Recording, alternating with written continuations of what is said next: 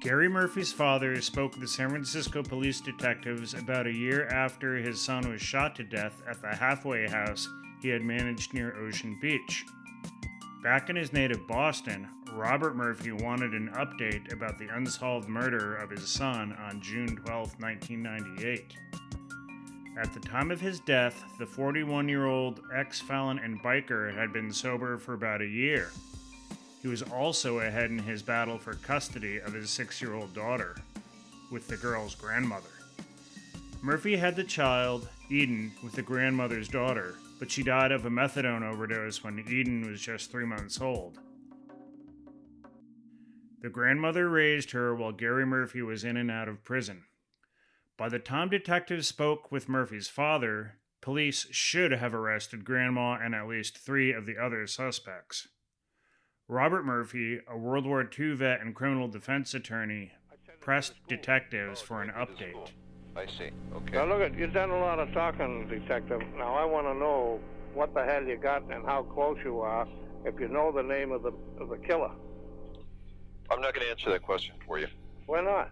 Because we're in an active investigation, and I don't want to run the risk of compromising the investigation. Well, look at, if you're using the guy that had the gun as a squealer, I can understand. I've been a criminal defense lawyer for 45 years. Okay, then you know how important it is. Yeah, I know. Mike Spencer, a private investigator, also came up in the conversation.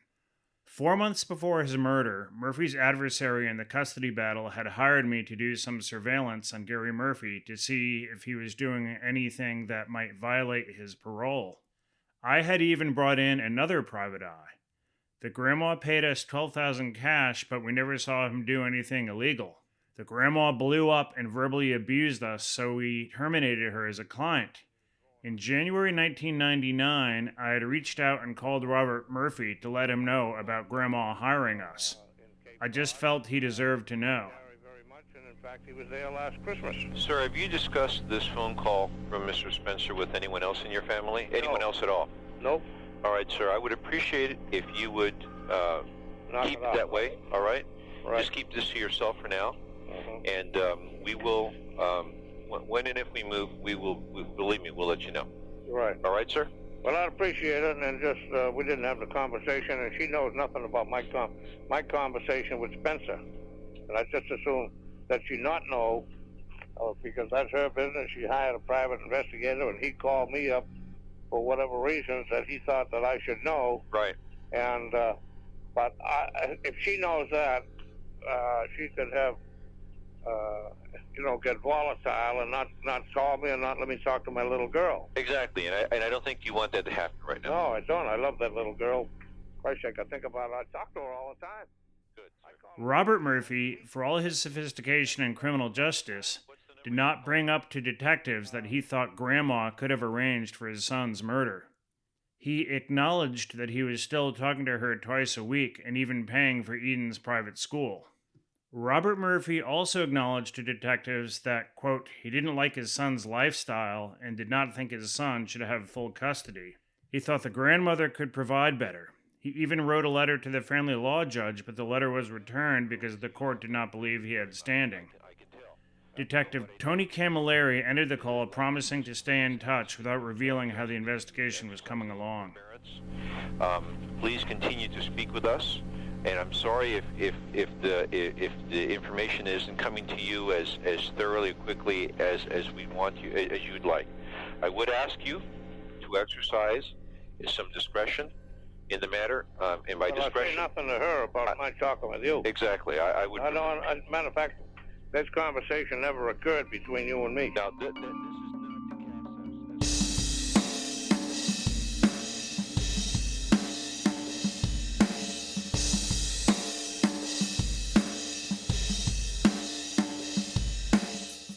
As I've already said, I'm Mike Spencer. I'm a licensed private investigator of almost 30 years.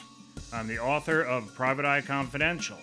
I have a master's degree in journalism from UC Berkeley and had reported on crime and police for daily newspapers. I am the host and creator of this podcast, which I've titled The Gary Murphy Assassination. My quest to solve this uncharged murder has played out over the last 6 or 7 years.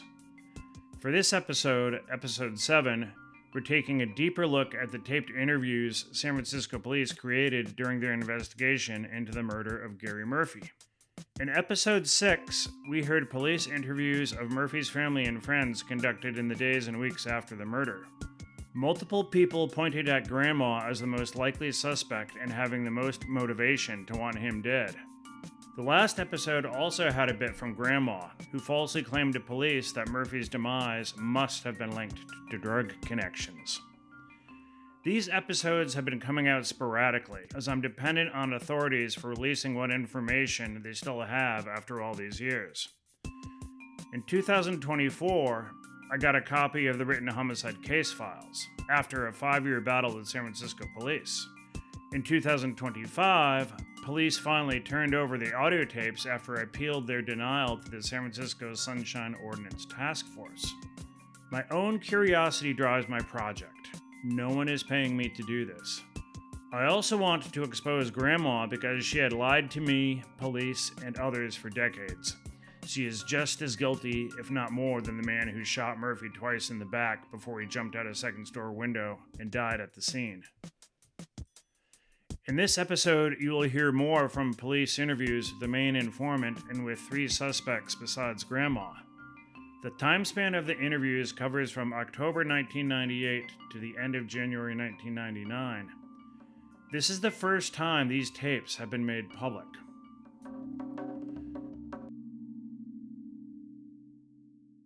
So San Francisco detectives had piles of evidence, and 2 of them have not responded to my interview requests. Additionally, the San Francisco District Attorney's Office, which twice declined to bring charges against anyone, has said that it has no records of the case, despite many attorneys in the office having knowledge of the case. Murphy's murder intertwined with another heinous crime, which occurred a week later in the posh East Bay suburb of Piedmont. There, a 7-month pregnant woman came to her door when she had an apparent flower delivery. Her children played downstairs. The bogus delivery man held her at gunpoint, tied her up, sexually assaulted her with a gun and a bottle, took jewelry from her, pistol whipped her, and threatened to burn down her house. She lived and would give birth to a healthy baby. That garnered voluminous TV coverage at the time. Subsequently, the execution of the 3-time felon at a halfway house only got a short write-up in the San Francisco Examiner. And no one but me ever reported the connection between the home invasion in Piedmont and the assassination of Gary Murphy. The city of Piedmont put up a $50,000 reward to catch the people responsible for the horrific home invasion. The reward attracted a tipster who claimed to know about one of the perpetrators, and police thought the information could have only come from someone with direct knowledge of the crime. A police task force found the payphones where the man had called from and pulled a fingerprint that matched an ex-con. He worked in a furniture store where the Piedmont woman shopped and noticed her large diamond ring. When police arrested him, he had some of the stolen items from the house. As the Piedmont suspect cooled his heels where he was arrested, in the outlying town of Antioch, San Francisco detectives got a call from East Bay cops that their suspect claimed to have specific knowledge of a San Francisco murder and wanted to talk. In October 1998, the San Francisco detectives drove across the Bay Bridge east to Antioch to meet the jail inmate. His name is Lawrence. For this episode, I am only using the first names of suspects. With the exception of Grandma, they are all convicted felons and their names are public record. Lawrence is the informant. Grandma is Bonnie. Her then boyfriend was Noah. The suspected gunman is James. The main assailant in Piedmont is Timothy, who is also alleged to be the getaway driver in the Murphy killing. Detectives use their first name in interviews. The detectives are Camilleri and Casillas. Camilleri does most of the talking and has command of the facts. They can both be preachy and moralizing. Casillas likes to play the part of heavy or bad cop. All the suspects waived their Miranda rights in talking to the pair. All right, today's date is Tuesday, October 20th, 1998, and the time now is 17. Lawrence said in the weeks before the murder, his friend James had asked him for a ride into San Francisco, where he planned to give someone a severe beating. James said a woman had paid him to beat up a man who had supposedly abused his daughter and granddaughter. He declined to give him a ride and did not hear back from James for a while. Then I didn't hear anything more about it. He said he might need rent. Friday James said he's going to take care of some business. I said, what? He said, gotta beat the shit out of this guy for some money. Didn't know what the deal was. I said, I forgot. I said, no, that's not me. You got the wrong guy. Okay. Shortly thereafter, within a couple of weeks, I said, hadn't heard from him in a few weeks. I said, so did you ever handle that problem in San Francisco? He said, yeah, but he had to go.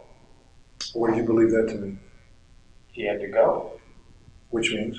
Means he had to go to sleep forever. Okay. Did he tell you what happened? What he did? I asked him, I said, what do you mean he had to go? He goes, somebody came out of the woodwork, and the guy had to go. He caught two in the back on the way out the window. Okay. He goes, the third one jammed, otherwise he would have caught more. So he's laying there in a puddle of blood, and it's in the paper. I said, damn, that's kind of going extreme. I hope you got paid right for it. And he goes, I got told $12,000. I said, that ain't nearly enough for that. I'm not a killer, but to me, $12,000 doesn't even pay the bills for a murder. Sure. It doesn't even get you a decent attorney. I said, that's not nearly enough. He goes, you're right, I'm going to try and get some more, and that's where I need your help. I said, well, I'm not involved, man. He said, I need you to go up to this house. Lawrence then quickly changed the shooter from James to Timothy. It was almost like you could hear Lawrence thinking that he had better change the alleged shooter from James to Timothy. Timothy, whom he had turned in for the Piedmont sex assault and home invasion, faced the most exposure for Piedmont, and Lawrence had to know Timothy could do more time in prison than James. The police investigation included a witness at the Murphy scene who determined that James was in fact the shooter and that Timothy was the getaway driver. But Lawrence told detectives that James told him that while he was beating up Murphy at the halfway house, that a third man intervened. It was when the man intervened that, according to James, Timothy shot Murphy twice in the back.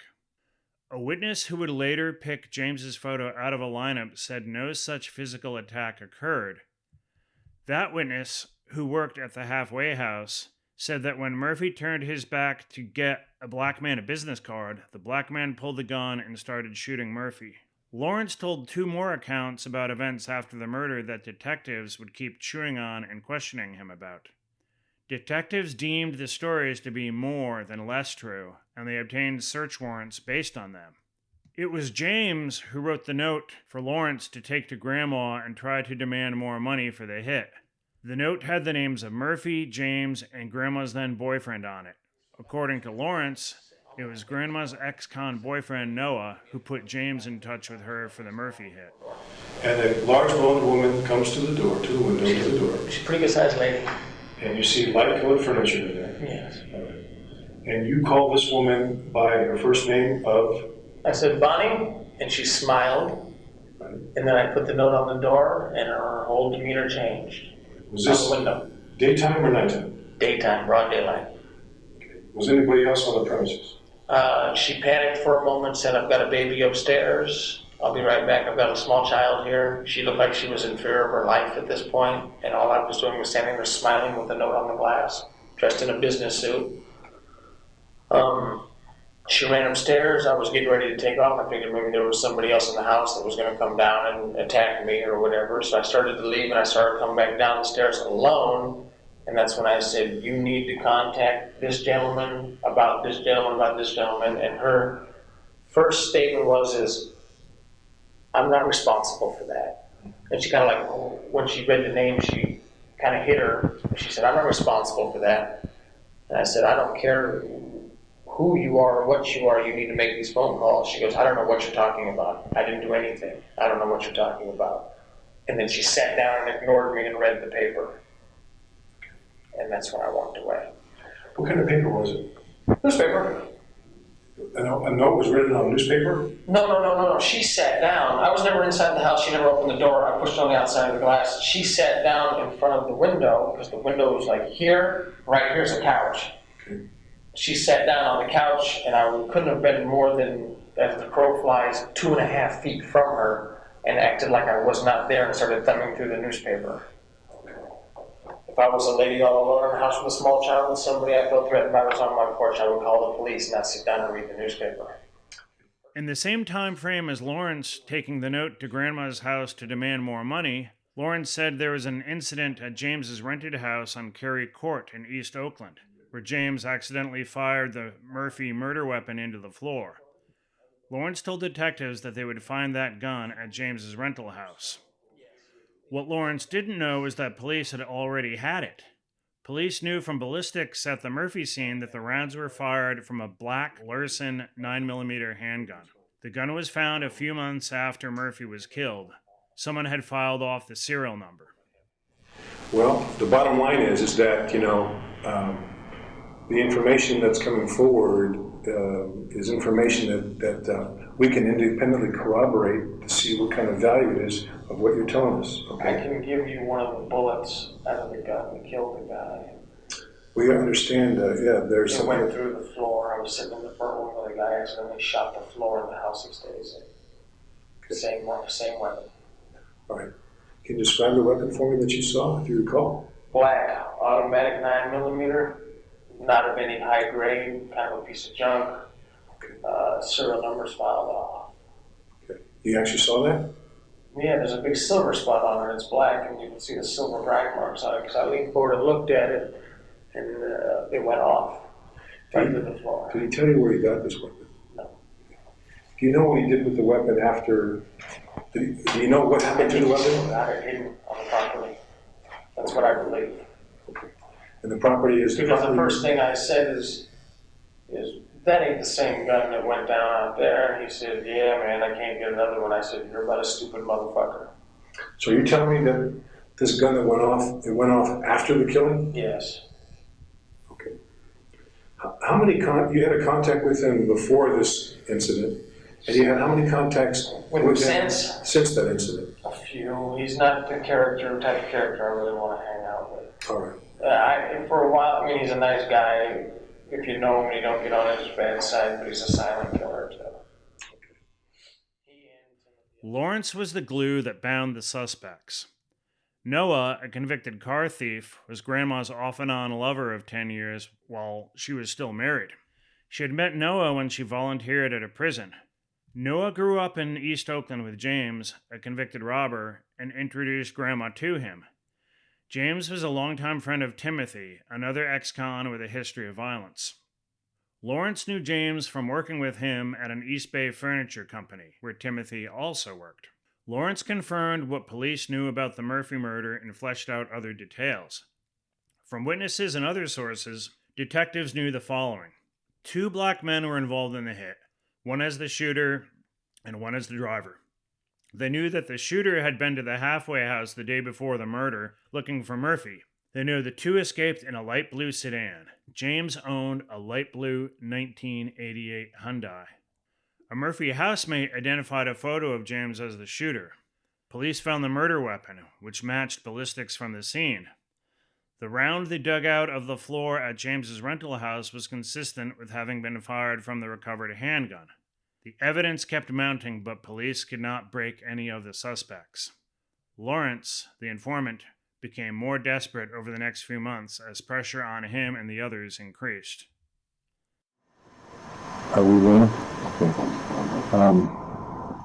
First of all, today's date is Friday, October 23rd, 1998, and the time now is 1800 hours. This is Inspector Anthony Camilleri of the San Francisco Police Department Homicide Section. Also present is Inspector Antonio Casillas of the Homicide Section. The next person police arrested was Timothy. After committing the Piedmont sex assault and robbery, he fled to Jacksonville, Florida. It turned out that Piedmont and the Murphy murder were part of Timothy's crime wave, which also included a bank robbery and other robberies in the East Bay.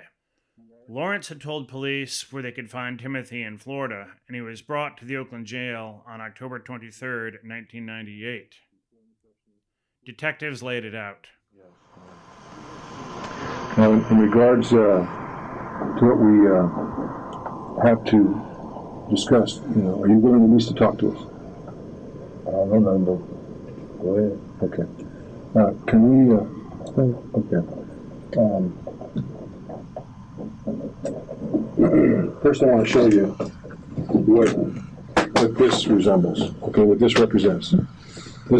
All these items here, this binder, and this folder represent a case file, all right, that my partner and I had a case in San Francisco, and it concerns a death, okay?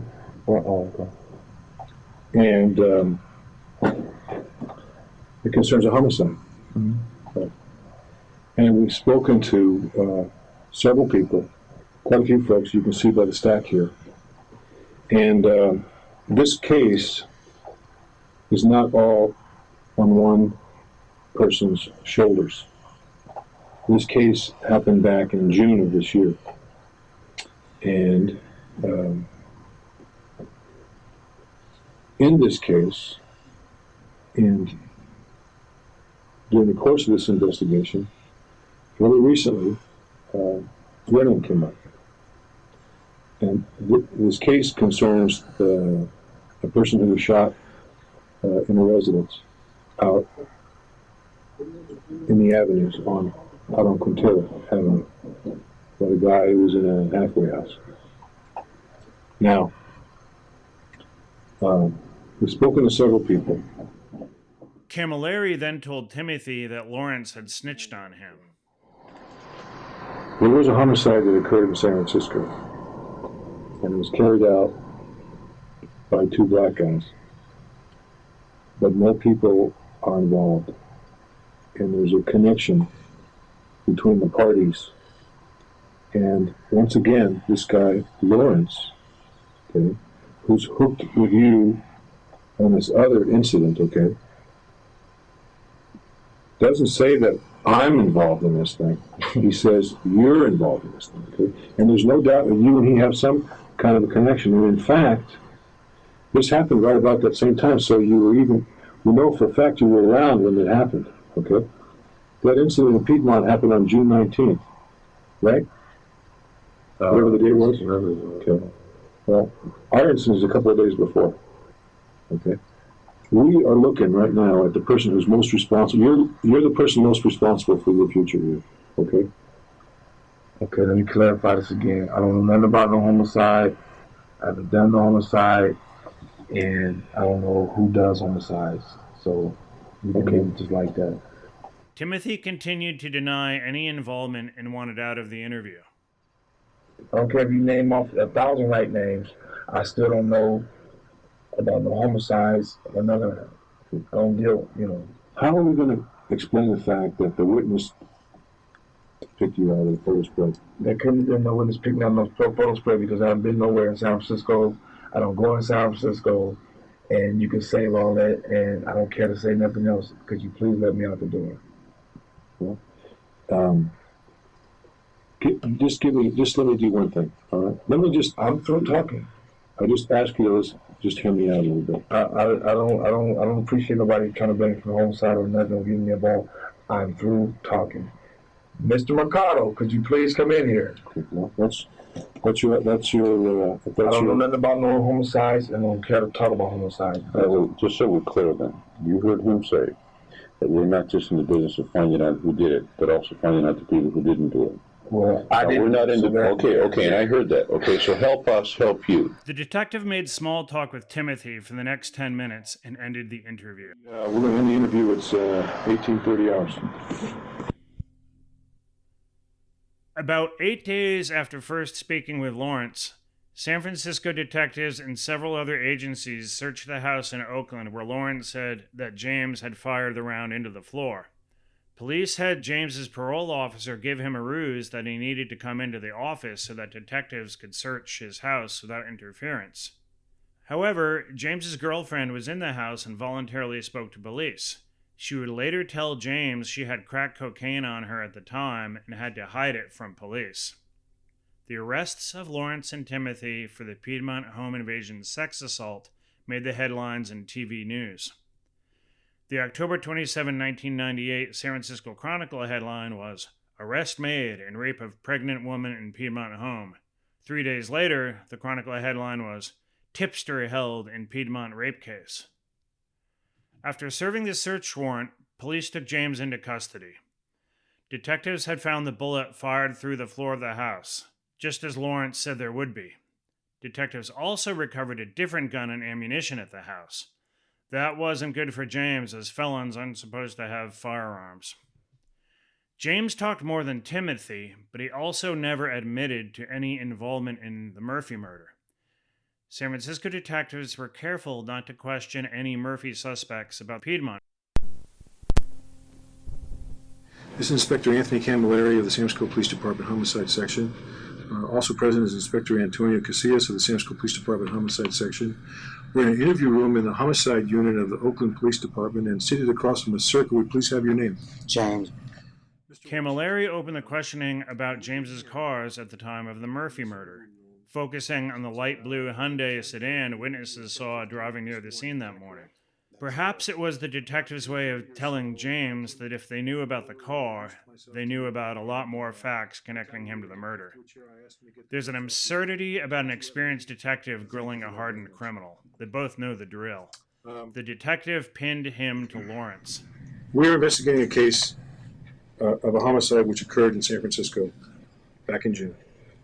But we need some background information, if we can, from you. Possibly, we're going to go through the whole subject matter of what we want to talk about.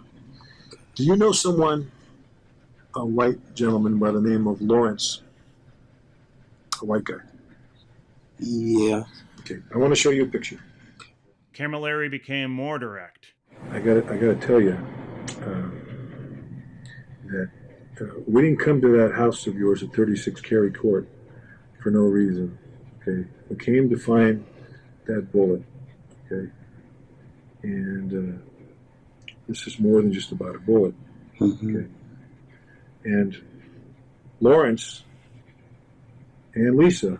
Okay, they both said that you were present when this gun got fired in there. Okay, gun got fired in that house, and the gun went through the carpet. Lawrence told us, right?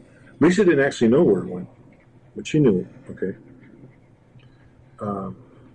and I think we know all that happened, but it won't do me any good to tell you. We need your help now. Tim, we talked to. Mm-hmm. Lawrence.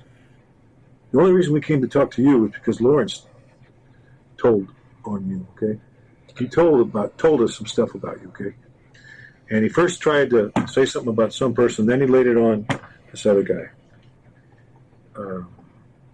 Timothy. And what I'm trying to do is solve a case. And I told you up front that, I'm looking, there's only 3 people in the world: victims, suspects, and witnesses. The detective kept boring in on him. I have a composite of somebody that was seen during the commission of a crime, serious crime, a murder, okay? And I know what that person looks like, and I know what his facial features are, and so does the person that drew that. And the gun that killed the person in San Francisco, I have now. I have it in my possession. I have it. It didn't come from your house today. It came from someone. And the person that was shot and killed in San Francisco had bullets in him. Mm-hmm. We found bullets, casings at the scene. And bullets and casings. That gun is matched to that. And I got a feeling that bullet that went through your floor is going to match. Okay? That's what we call circumstantial evidence. Okay. Camilleri let him know that Lawrence was right in his detailed description of the murder weapon, down to the serial numbers being filed off. The detective said checkmate, in essence. I would like, please, for you to tell me what's up with this. And I really wish you would. I wish you would tell me what you know about this. I mean, I know you know. Now, we know Noah. We know who he is. We've met you. We've talked to Tim. We've been laying our cards out there pretty straight up, Two people, went to a location. Very well could have been this Hyundai. Something happened. And the guy who did the shooting was seen 2 days in a row.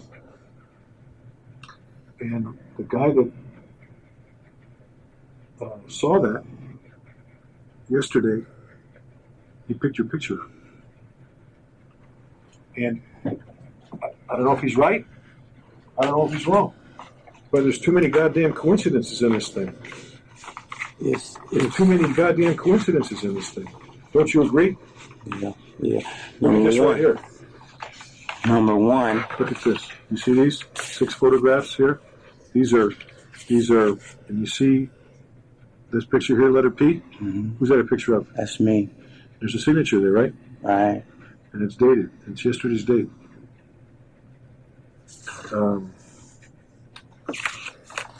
There's the gun shot through the floor. Okay? There's the reason why this all happened. You told us that you'd never been up to his old lady's house, but that's not what Lawrence says. And Lawrence took us there.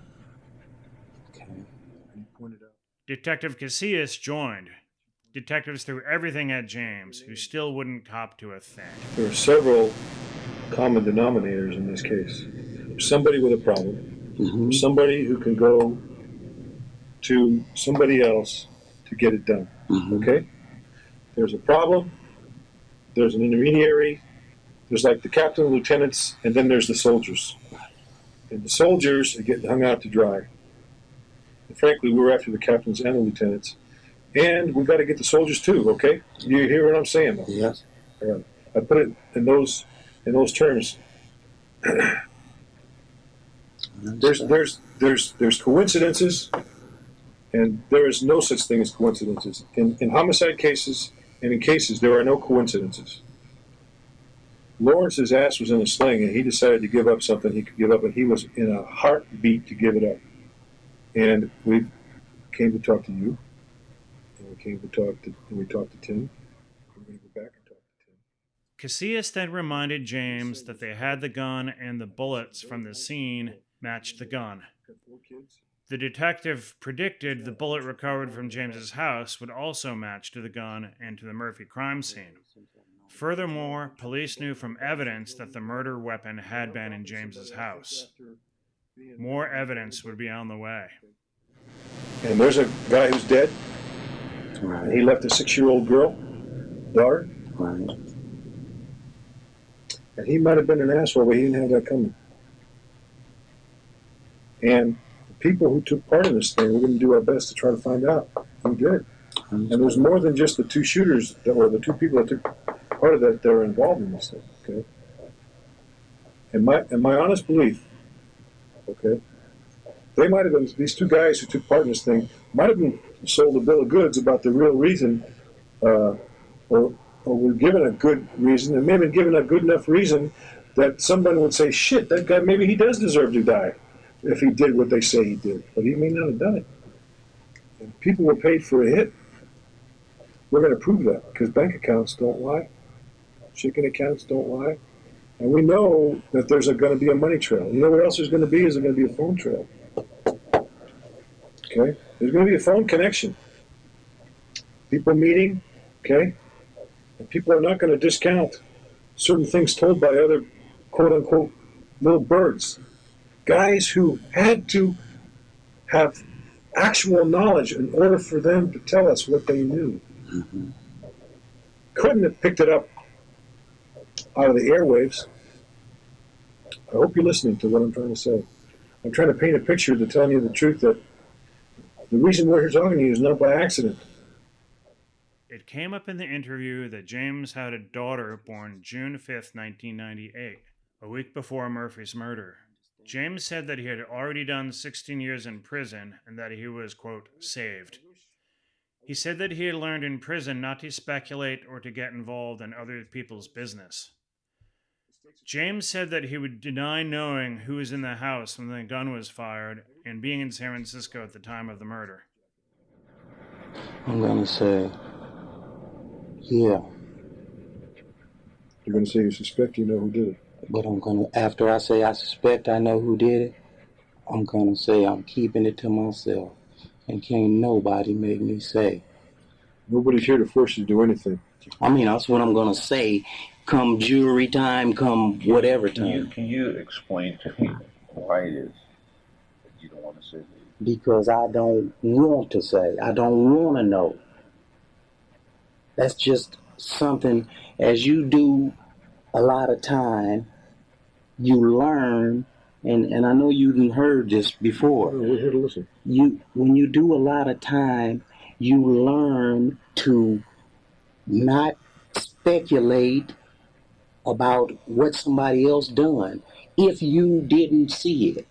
And I don't care who might have told me. It could have been a partner said, man, so-and-so has something to do with that. But that ain't my business. I always leave it alone. You know what we're about. You know that everything we do has to be checked and cross-checked and referenced. I assume detectives did nothing by accident.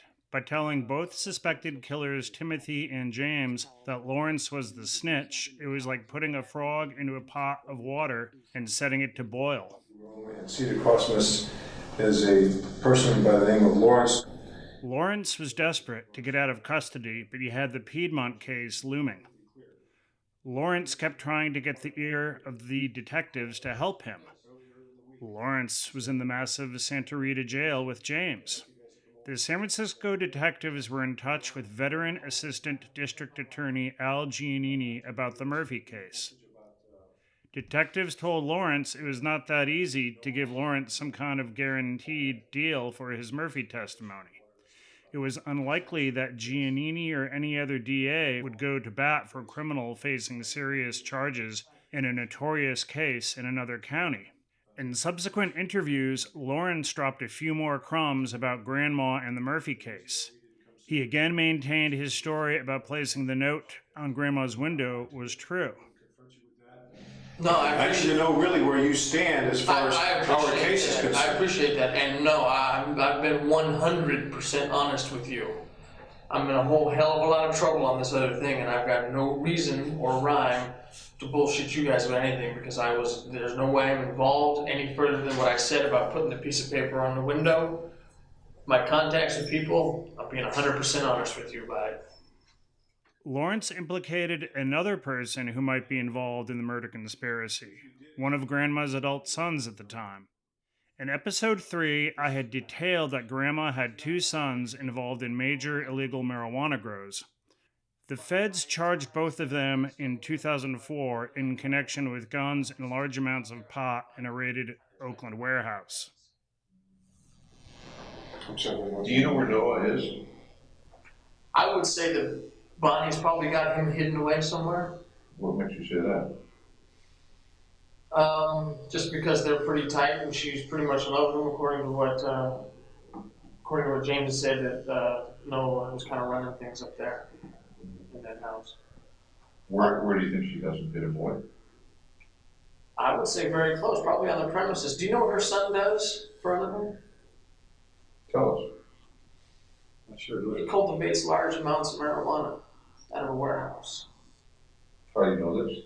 Because that's how she came up with the money to pay James. James said that her son deals a lot of weed and grows it, and coming up with the money wouldn't be a problem. That's why he figured if he could get her to call him again, he could probably get more money from her.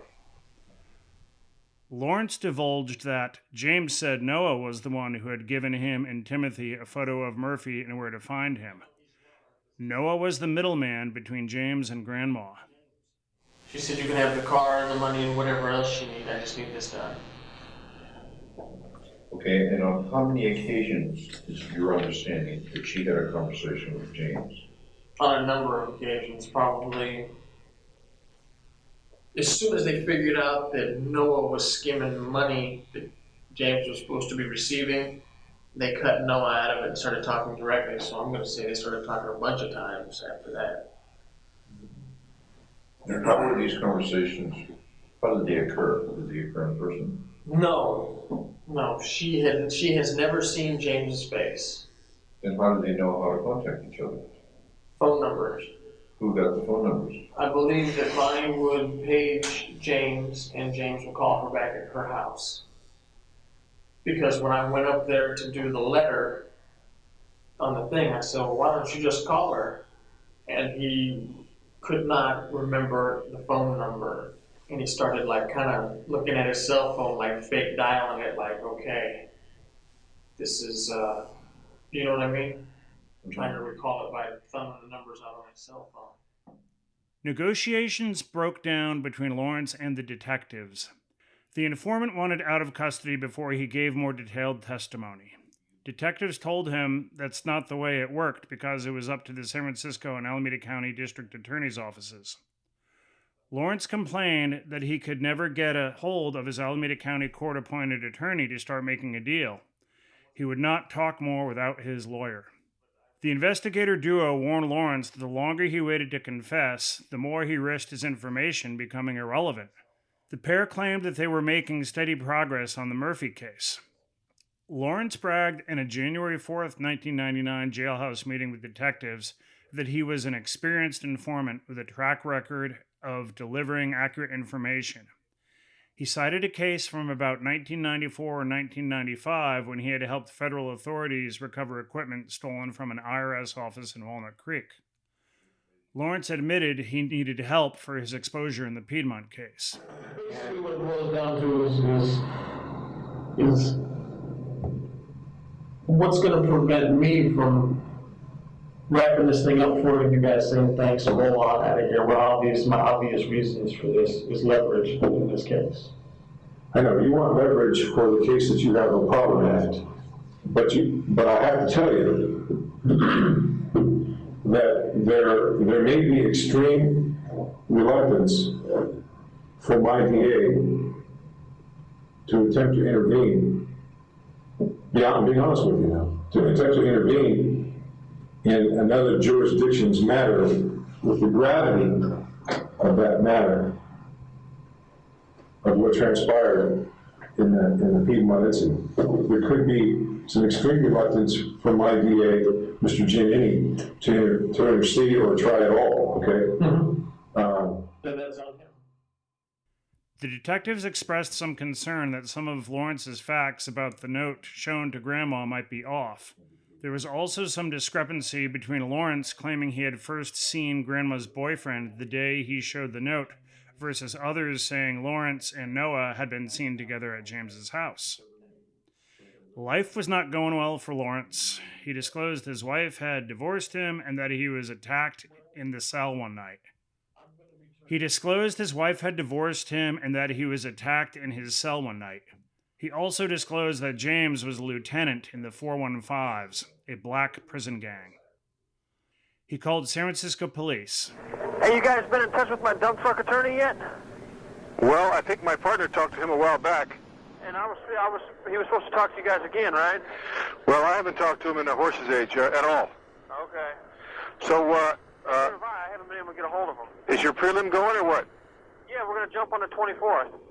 You're going to have your prelim on the 24th? I thought it was already going on. No, they put it off for another month. Okay. I heard you got a broken arm. I got my elbow stomped on and got it dislocated and the corner of my elbow chipped. What the hell happened? Do you really want to know? Yeah. Sent a sleeper in to get me. Oh, really? Oh, yeah. Telling me I better let the whole San Francisco thing go while they were jumping up and down on my arm.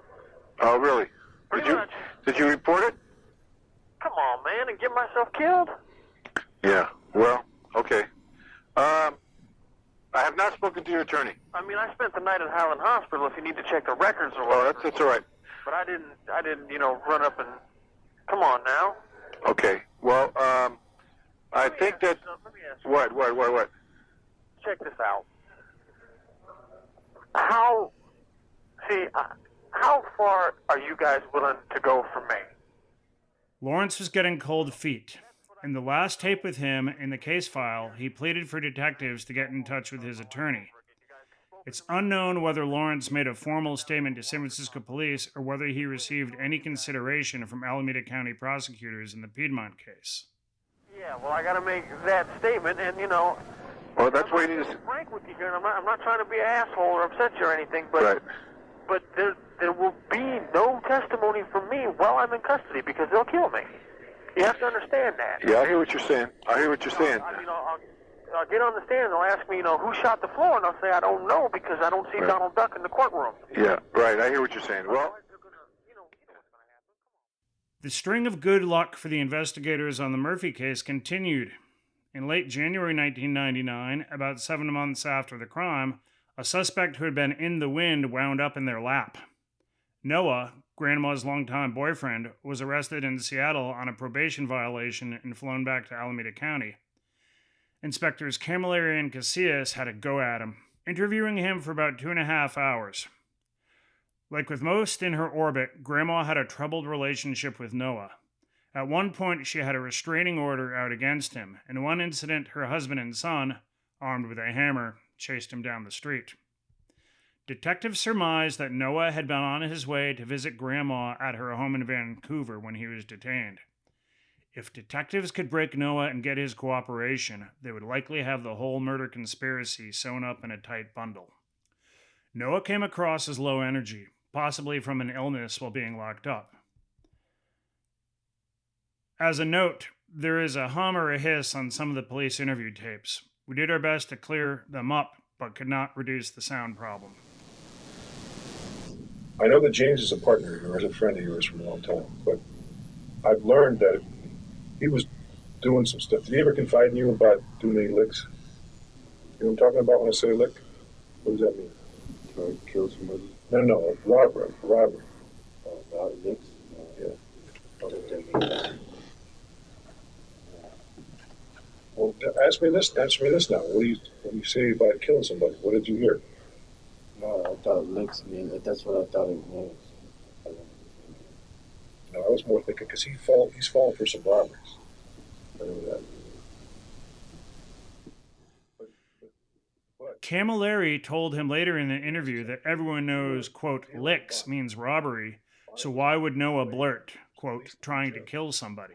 The detective told Noah that they had a record of a phone call the night of the murder between James's girlfriend's cell phone to Grandma's unlisted home phone number. You're the guy in the middle. You're the guy in the middle between Bonnie and this guy right here. Okay. There's no reason for him to be able to get in contact with Bonnie. None whatsoever. So Noah, now's the time for Noah to do the best thing for Noah, and please tell us about this. Please. I wish I could. I mean, I don't know. We know you hooked him up. We know you hooked him up. There's no way. You're gotta be the link, Noah. Honestly. Between, you know why we know it has to be that way? Because she was after him another way. We know that she gave some PIs $12,000 cash. Okay? We know that because the PIs told us. Did you know that? Bet you knew that. She gave him $12,000 cash to get dirt on him. Okay? You're shaking your head like you don't believe me, but you believe me because you know it. You know what I got here. Okay? I believe. I just can't believe that it happened. But you probably can't believe that we figured it out. That's the thing. That's not it. I don't. Like I said, I wouldn't be involved with something like that, and I don't know how he got involved with Bonnie. I mean, it couldn't have been to me because I wouldn't. I don't have anything to gain. I mean, I have everything to lose. And so it went. Camilleri increased the pressure. Now, Noah, please listen, okay? We're not from the kindergarten, okay? We're from homicide, okay? We're from homicide. This is about a homicide, okay? It's not about a patty cake. It's not about bullshit here, okay? We need your help. We need the truth because this is not going away. Okay? He's in jail. He's in jail. He's in jail. And you're in jail. Everybody, just about, Now, these guys also did some more terrible shit, and I don't know if you're aware of it. They did some other terrible shit. Nobody's dead from it, but it's just as bad. Okay? And the bottom line is square business, okay? Neither one of us have lied to you. We've not lied to you. No, you're into this up to your eyeballs, okay? You're into this up to your eyeballs, and you need to come clean and tell us how this happened, okay? You got to. I don't know how it happened. I honestly, yeah, A blind man can see this. Ray Charles can see this. I know, but really, honestly, I didn't. Now listen. There's some reason, there's some way that those guys knew where to go. Those guys who did what they did, and there was two of them, they didn't do it for free, okay? The person with the problem is Bonnie, okay? And it's about even, okay? You know this, right? Now, I hate to say it, but it's our belief, okay, that you're the facilitator, okay? Remember I told you about the nexus? The connection that makes the point A to point B? Okay. Inspector Casillas took a crack at Noah. There's a thing called an accessory, okay? This is a murder for hire. This is capital offense. You know what that means? That means people die for this. They go to the gas chamber, they go get lethal injection, okay? Now listen to me. The time is going to come when this is all going to come out in court, okay? And when that time comes, he and I are going to be able to stand up there, look that jury in the eye, and look that judge in the eye and say that we sat here and give you every opportunity to tell us the absolute 100% unvarnished, I ain't holding anything back truth, okay? I know that I'm going to be able to look at those people in the eye and I'm going to say, before you pronounce judgment, okay, before you pronounce judgment on these people, on this conspiracy here, okay, I want you to understand that we gave everybody here an opportunity to tell us 110% the unvarnished truth. And you know something? There are some people who have, but there's somebody who hasn't. Okay? At one point near the end of the interview, Noah almost confessed, but he did not offer specifics. I didn't have nothing to do. I mean, okay, I didn't pull the trigger, and I didn't know that he was going to die. I didn't know. What did you think was going to happen? I didn't think he was gonna. I didn't think nothing. I didn't think he was gonna get hurt or anything or nothing. I didn't know nothing. I really didn't know nothing. What was supposed to happen? I can't tell you that because I didn't know what was gonna happen. I didn't know nothing. Till I was told he was murdered. And then what? Then I couldn't believe it. And then what? And then what? Police stopped the interrogation. Noah seemed tired and was likely sick. They told him they would be back. And that was the last taped interview of a suspect. For reasons not revealed, the case crumbled.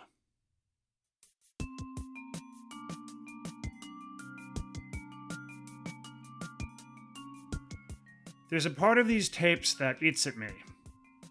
The homicide inspectors would tell each suspect, quote, "This isn't going away." But it most certainly did go away. Alameda County DA's investigators continued to monitor gunman James's jail calls and visits when he was still in custody, who would make reference to the Murphy case or babble about becoming religious. He was sentenced to about 20 years for the gun they found at his apartment and served about 12 years in the state prison. He's now a free man. Timothy was convicted in October 2000 for the Piedmont home invasion and sex assault. Combined with the other crimes he committed at the time, he was basically sentenced to life in prison. He's serving his sentence at High Desert State Prison. Lawrence, the would-be Murphy informant, did about 5 years for the Piedmont case. Noah would be in and out of custody over the years. Grandma apparently has dementia and lives in the Oakland Hills. As I reported in other episodes, a San Francisco police cold case detective tried to revive the case in 2012 after getting a complaint from a friend of Murphy's about sloppy police work. That detective had arrest warrants prepared within 2 months of taking the case. However, the detective learned that the original detective duo had failed to preserve phone records in the case, a critical error. I found the original case file upon it being released to me a jumbled mess with no interview summaries or evidence sections. Several San Francisco assistant district attorneys reviewed the case in about 2014, but it was eventually turned down for prosecution because the senior DA bizarrely called it a, quote, one-witness case. Am I done yet with my exploration of the Gary Murphy murder? Probably not. I certainly learned more than I ever thought I would when starting this project. And yes, people get away with murder, especially a woman in the Oakland Hills who hurt and deceived so many people. This has been episode 7 of the Gary Murphy Assassination Podcast. Brian Kranz is our producer. Chris Oprisco did the music. I'm Mike Spencer. If you want to pass along any tips on the case, feel free to text me or call me at 510-593-3767.